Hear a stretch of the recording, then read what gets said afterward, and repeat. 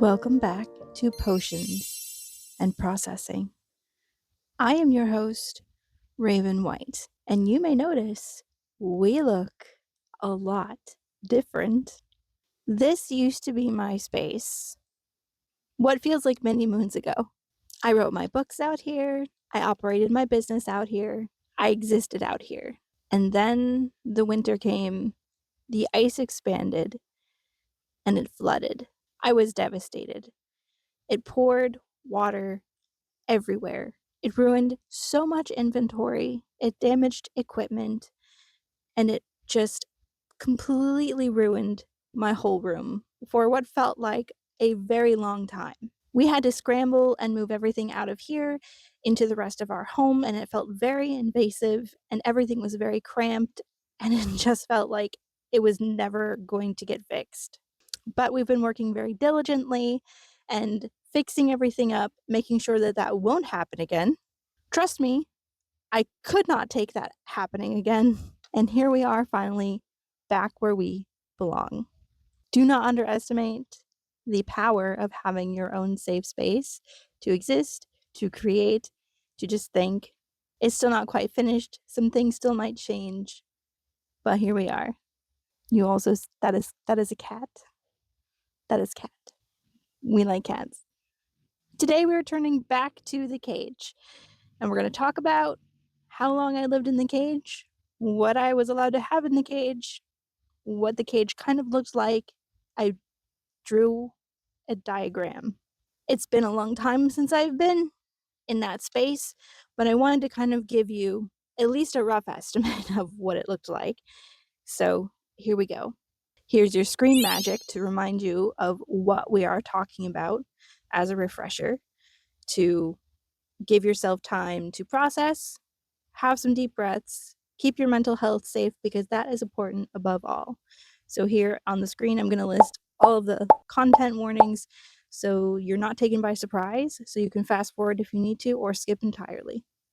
So to refresh everybody, because it's been a couple of videos since we've talked about it, I was accused of molesting my siblings because my stepfather was molesting me. To cover his own tracks, he decided the best way to invalidate anything that I might have to say. I think this is my theory. I think that he thought the best way to invalidate anything that I might have to say, because I think he slipped up and was afraid he was going to get caught, was to start planting seeds of doubt about me. And at the same time that all this was going on, he was obsessed with demonology, with having demons in your home, with having people be possessed by demons. And so I think it's also possible, again, this is just a theory because I will never really truly have answers.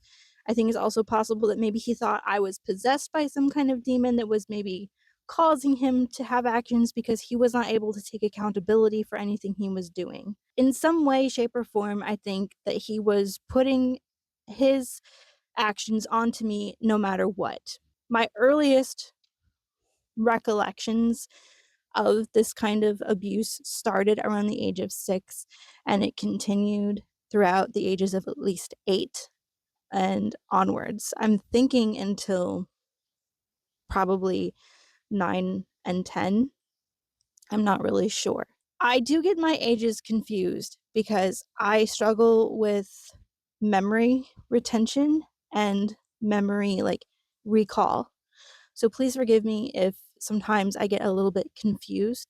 Not only do I have post-traumatic stress complications, I also have brain lesions, which cause problems with memory recall. And I'm working through it, and it is what it is. At the time that the wall was being built, it was between 4th and 5th grade. And I don't know exactly how old I was. For some reason, I keep thinking that I was around 8 years old, but I think that I was obviously older than that. I had to have been at least 9 or 10. It doesn't really matter what age I was. I was still a child, and I was still quite small and tender, and I was still being actively abused and essayed and beaten at the ages of 6, 7, 8, 9, 10, 12, you name it. It was happening regardless. The cage was starting to be built between 4th and 5th grade. So let's get into what the cage looked like. And yeah. So my bedroom was a pretty small standard bedroom. I did not draw my bedroom to any specific scale because I'm not capable of doing that. It's just a stereotypical standard bedroom, not a main bedroom, just a regular old bedroom. This was the main doorway to get in. So as you can see, this is like the whole standard size bedroom. Before it was divided, this was the whole size. This is where my bed used to be, right next to a window. I used to have like a desk, and the desk was there later on when I eventually did get my whole bedroom back. So this was what the size used to all be. And when you walked into the doorway, there was this indent behind the door. And then I had my closet. I had another window here. All right. So that was the size of my whole room. When the bedroom was divided,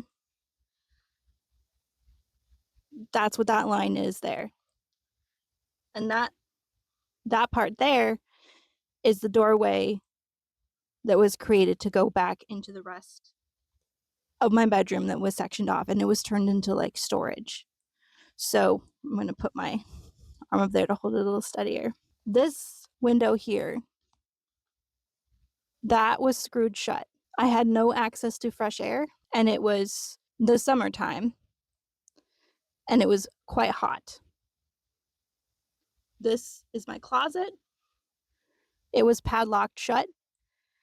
And even after I got my bedroom back, it was the padlock part was taken away, but the lock part where you would have hooked the padlock into remained for the rest of the time I lived there as like a reminder.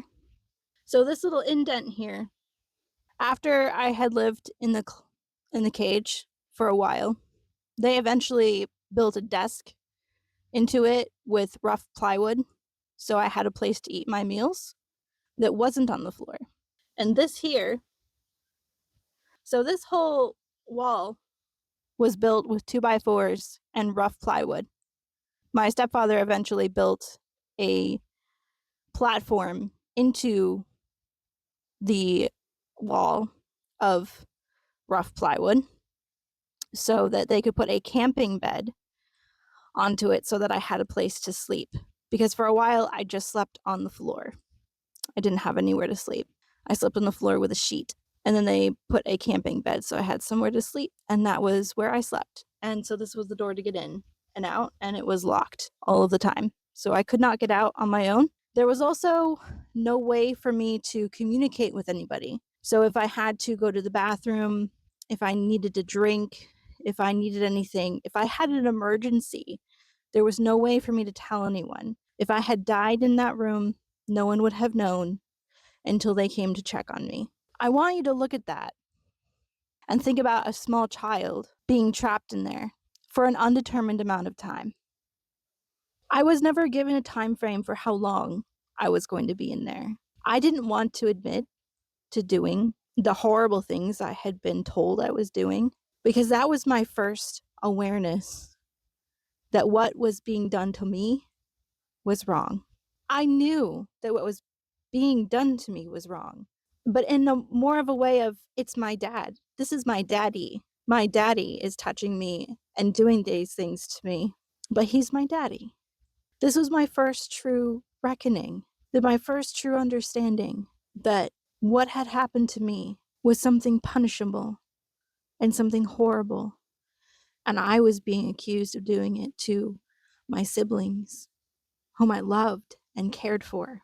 And I had been warned by my stepfather not to speak on it and not to tell anyone. I had been warned that if I spoke on it, that he would be in very big trouble, that bad things would happen, that bad things would happen not just to him, but to me.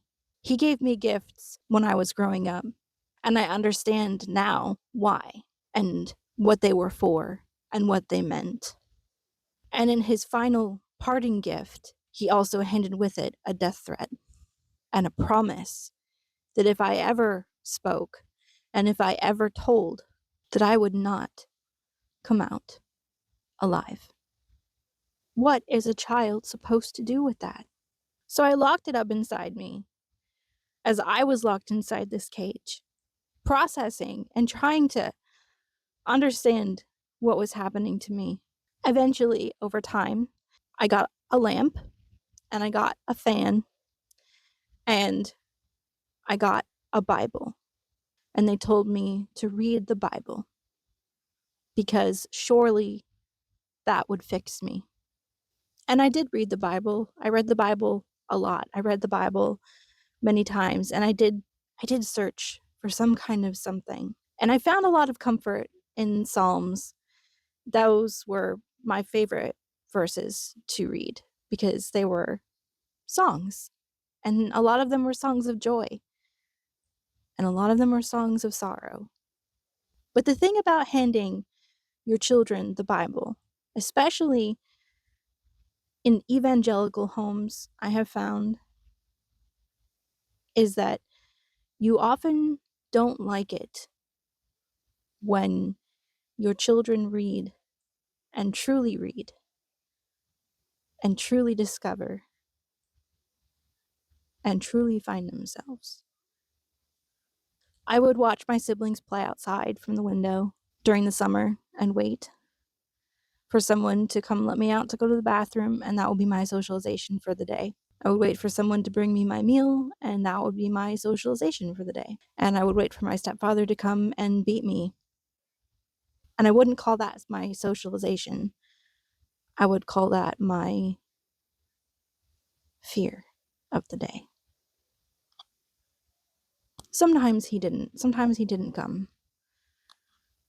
I have a lot of blocked out memories of this time. I'm not sure I really ever want them to come back, considering the things that I do remember. I've had to make a lot of peace with the things that I do remember, such as my mom being actively present and actively there and actively letting all of this happen. And I remember in the beginning her letting me out because my stepfather worked second shift and she would let me out when he was gone and she would say things like, "Oh, just don't tell him." And I never did. But those times were few and far between and became fewer and farther between, and eventually they just stopped.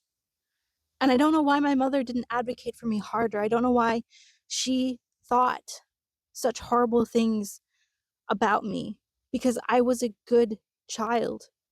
I was quiet and compassionate and caring, and I was the kind of child that wanted to please their parents, that was creative and funny and weird, but in an endearing way. I don't know how she either missed the signs or just did not care enough. But this is also the same woman who actively participated in my abuse in other ways, where she would grab my hair and drag me through the house, where she broke wooden spoons across my back and called me witch and told me that God would happily write me out of his book and condemn me to hell when I was just a tiny, tiny little kid because she was annoyed with me. The seasons passed. My siblings' birthdays came and went. My birthday came. My birthday is in October. And I'd been good. They said, "You've been so good, we're going to take you out for your birthday." And I was very excited because I had barely been out. I had barely been socialized. I thought maybe I'll finally be allowed to be part of the family again. This is kind of a big deal being taken out of the house, not just out of the cage, but out of the house. But my birthday came and no one came to get me. Nobody said anything. The day went by. My mom just started making dinner and they brought me my dinner in the cage. And I said I thought we were going to go out. And they said, "Why do you think we would take you out? Why do you think we would do anything special for you?" And I cried over a plate of spaghetti alone on my birthday in the cage.